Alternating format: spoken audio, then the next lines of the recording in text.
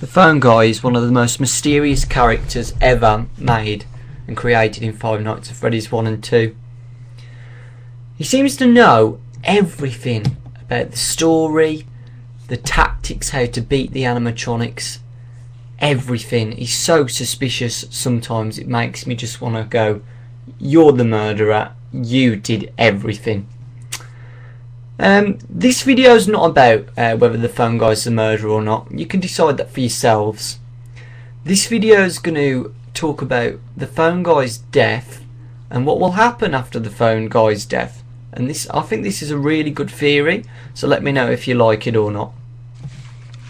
In Five Nights at Freddy's 1, we 100% learn that the phone guy dies on night 4. Have a listen to this phone call just to prove that he dies. Wow, day 4. I knew you could do it. Hey, listen, I may not be around to send you a message tomorrow. It's been a bad night here for me.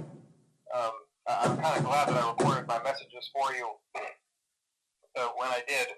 Hey, do me a favor. Maybe sometime you could check inside those suits in the back room. I'm going to try to hold out until someone checks. Maybe it won't be so bad. I always wondered what was in all those empty heads back there. You know. Oh no.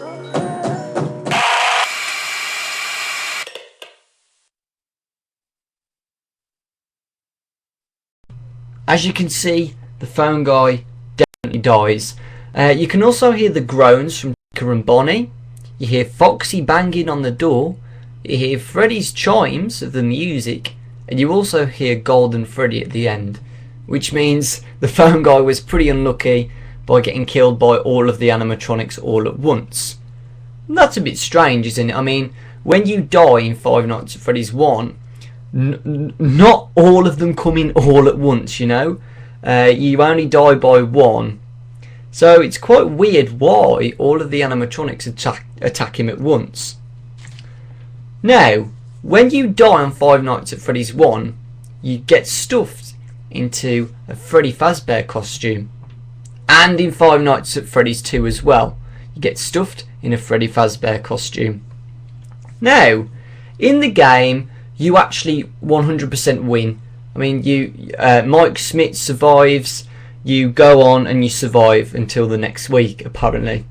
So, we know that in the first week that you survive. But Mike doesn't.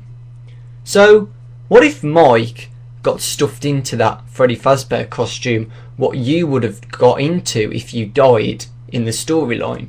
But we know that we didn't, so the phone guy must be in that Freddy Fazbear costume. Now you probably think, oh, he could have been stuffed into Chica or Bonnie, you know, who cares? What, have you got any proof of this? Well, yes I do. Five Nights at Freddy's 2 gave us a lot of help for this evidence, guys. The cutscenes from Five Nights at Freddy's 2, you're somebody stuffed inside a Freddy Fazbear costume. Now it can't be Mike, because Mike survives. The only one who we know survived, who's died, sorry, is the phone guy. Now, is there any more proof that the phone guy is in the Freddy Fazbear costume? Well, yes, actually. The night 4. I know it's a pre-recording, guys, but we know what ghosts are like. They become more active when it's the, like, I don't know, the day of or like the event, where they die. So night 4 is when the phone guy dies. That's when the recording happened. Freddy becomes way more active on night 4 compared to night 3. He is way more active, and on the Five Nights at Freddy's wiki it says that Freddy starts to know your tactics. He starts to know how he can beat you. Now I don't think a normal animatronic would know that, but the phone guy would. The phone guy knows the tactics on how to survive, well, until night 4 for himself, but in Five Nights at Freddy's 2 as well, he knows all the tactics how to beat the animatronics. So you can see that now that the phone guy's like maybe cursed inside the Freddy costume, he starts to know the tactics more, and that's why he gets harder and becomes more active. Now, that's just again a theory, but then I know that you're going to say, I still don't believe this, I want more evidence. And I've got more evidence, you know. Let's say the phone guy was the murderer. I mean, there's a lot of evidence in Five Nights at Freddy's 2. Let's bring back this murder theory into Five Nights at Freddy's 1. The hallucinations you get around the pizzeria. It's me. I know Game Theory said it's you. Mike Smith is the murderer. But what if the phone guy is the murderer? You know, maybe the phone guy is saying it's me. Like, it's me, I'm the phone guy, I'm the murderer, I killed the children. So yeah, the it's me illusions and the hallucinations could show that it's the phone guy saying it's me. And now I'm coming to get you. Want more proof? Well, with the hallucinations, you see a Freddy Fazbear costume. The head of the Freddy Fazbear costume. What's inside the Freddy Fazbear costume? Human eyes. And that completely smashes that theory that the human eyes are inside that Freddy Fazbear costume. Who else's human eyes could that be so fresh as well? If this is a pre-recording from last week, you know, this is his eyes. This is definitely the phone guy's eyes. 100%. And again, when you see Freddy with human eyes, it says it's me once again. Now, I've got more evidence, guys, thanks to Five Nights at Freddy's 2.